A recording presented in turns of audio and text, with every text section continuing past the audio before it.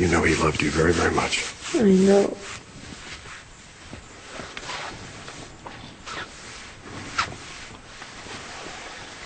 Helen, really, do you have to... Harley, who chose the flowers, you or Natalia? You want me to get him out of here? You never tossed me then, too, because I brought him. What's that?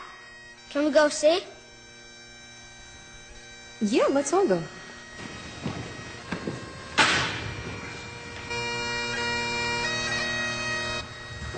They're here. Oh, yeah.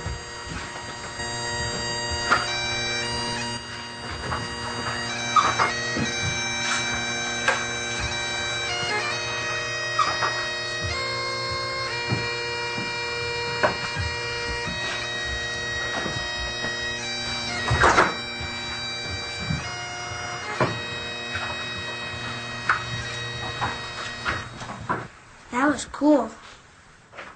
Yeah, it was. Everyone could please take their seats.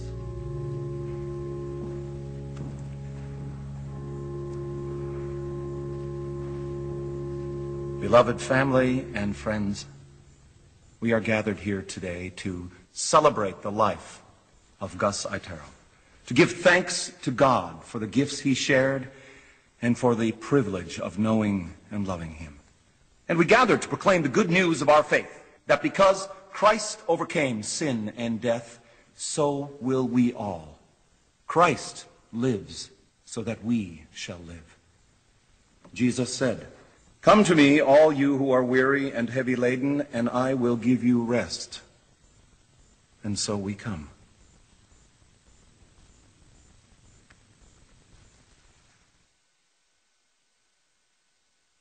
And now I'd like to turn the podium over to Gus's family and friends so they can share their memories of him with us.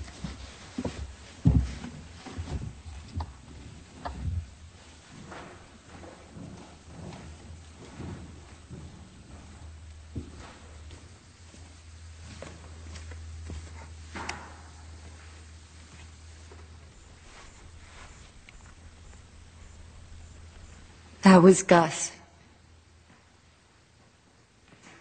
This is our time now. His family, friends. I'm his friends. I mean, the people who knew him.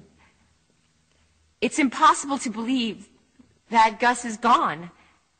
That tornado that swept through this town, turning everybody upside down, can't be gone, can he? Can he?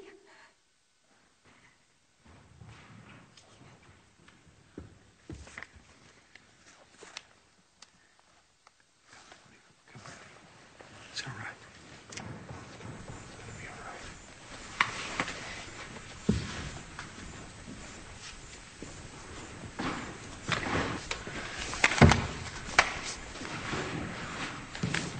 Harley is obviously overwhelmed, and rightfully so. The loss of Gus, my son, is a huge loss for all of us. We're still in shock.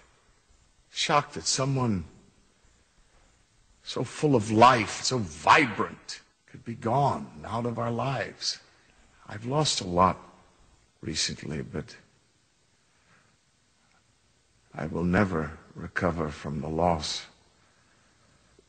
of my son Gus, the son who wanted nothing from me, wouldn't ask me for anything, wouldn't let me give him anything, a sports car, an opportunity to be on the board at Spalding. He was just happy and content being who he was. And I think he was happy because he knew who he was and what he wanted out of life. I envy that. Why is it that sometimes people have to be taken away from you before you realize the blessing that they were to you in your life. I am honored to have had him as my son.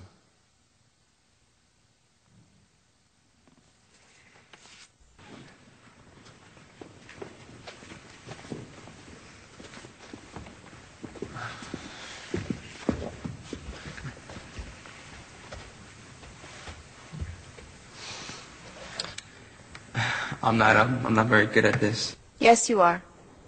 Yeah, well, she has to say that she's my mother, so. We are his sons. Zach and Jude are just as much his as I am. We have his badge, and we have his flag. He was a good cop. Yeah, I miss him. I miss him too. He was a good dad.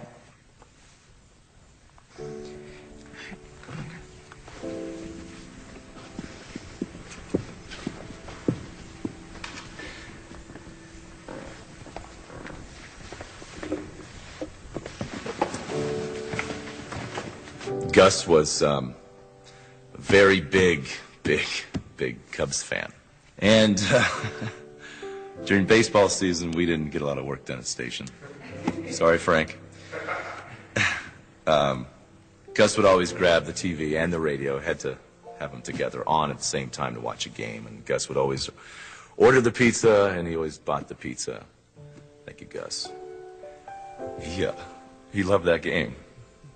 Baseball. He loved the Cubs. And one time he told me that the sounds of the game reminded him of being a kid growing up in Chicago. And I guess the sounds of the game for us now will remind us of him. So he's in a better place now. So maybe he can actually help the Cubs. So we'll miss you, Gus, and go Cubs!